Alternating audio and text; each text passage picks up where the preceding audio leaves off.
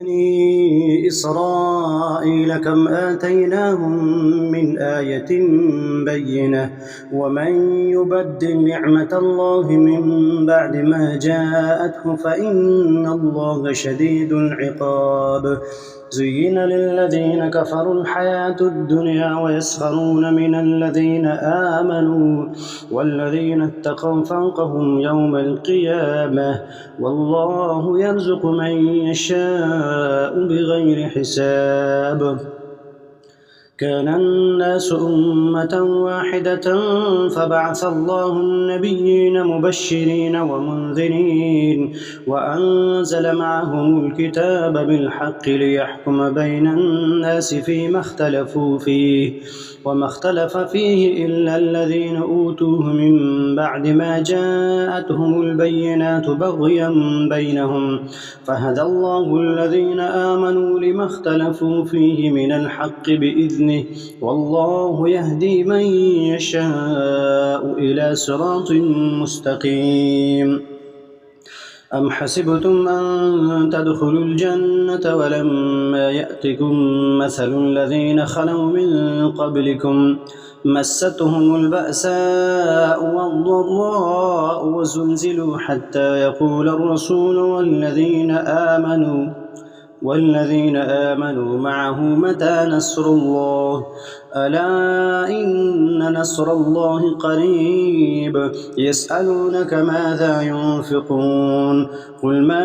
أنفقتم من خير فللوالدين والأقربين واليتامى والمساكين وابن السبيل وما تفعلوا من خير فإن الله به عليم. كتب عليكم القتال وهو كره لكم وعسى أن تكرهوا شيئا وهو خير لكم وعسى أن تحبوا شيئا وهو شر لكم والله يعلم وأنتم لا تعلمون. يسألونك عن الشهر الحرام قتال فيه قل قتال فيه كبير وصد عن سبيل الله وكفر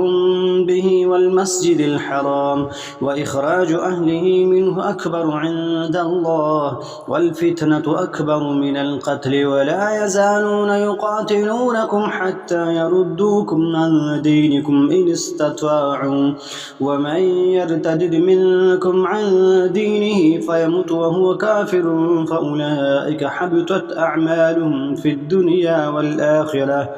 وأولئك أصحاب النار هم فيها خالدون. إن الذين آمنوا والذين هاجروا وجاهدوا في سبيل الله أولئك يرجون رحمة الله والله غفور رحيم. يسألونك عن الخمر والميسر قل فيهما إثم كبير ومنافع للناس وإثمهما أكبر من نفعهما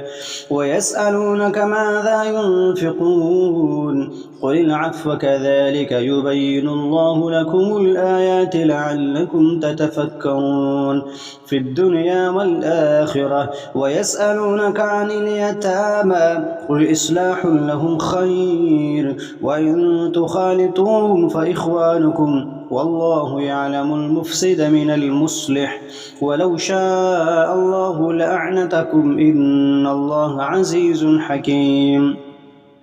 ولا تنكحوا المشركات حتى يؤمن ولأمة مؤمنة خير من مشركة ولو أعجبتهم ولا تنكحوا المشركين حتى يؤمنوا ولعبد مؤمن خير من مشرك ولو أعجبكم أولئك يدعون إلى النار والله يدعو إلى الجنة والمغفرة بإذنه ويبين آياته للناس لعلهم يتذكرون. ويسألونك عن المحيض قل هو أذى فاعتزلوا النساء في المحيض ولا تقربوهن حتى يطهرن فإذا تطهرن فأتوهن من حيث أمركم الله إن الله يحب التوابين ويحب المتطهرين نساؤكم حرث لكم فأتوا حرثكم أنى شئتم وقدموا لأنفسكم واتقوا الله واعلموا أنكم ملاقوه وبشر المؤمنين ولا تجعلوا الله عرضة لأيمانكم أن تبروا وتتقوا وتصلحوا بين الناس والله سميع عليم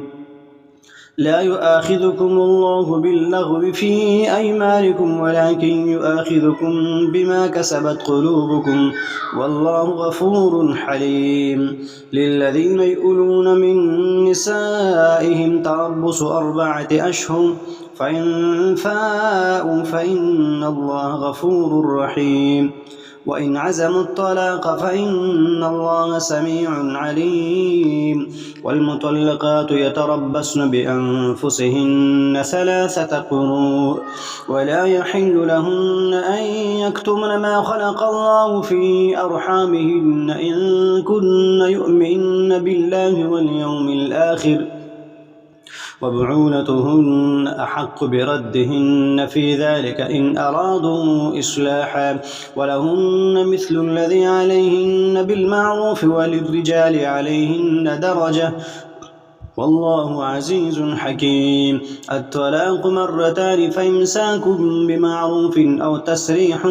بإحسان ولا يحل لكم أن تأخذوا مما آتيتموهن شيئا إلا أن يخافا ألا يقيما حدود الله فإن خفتم ألا يقيما حدود الله فلا جناح عليهما فيما افتدت به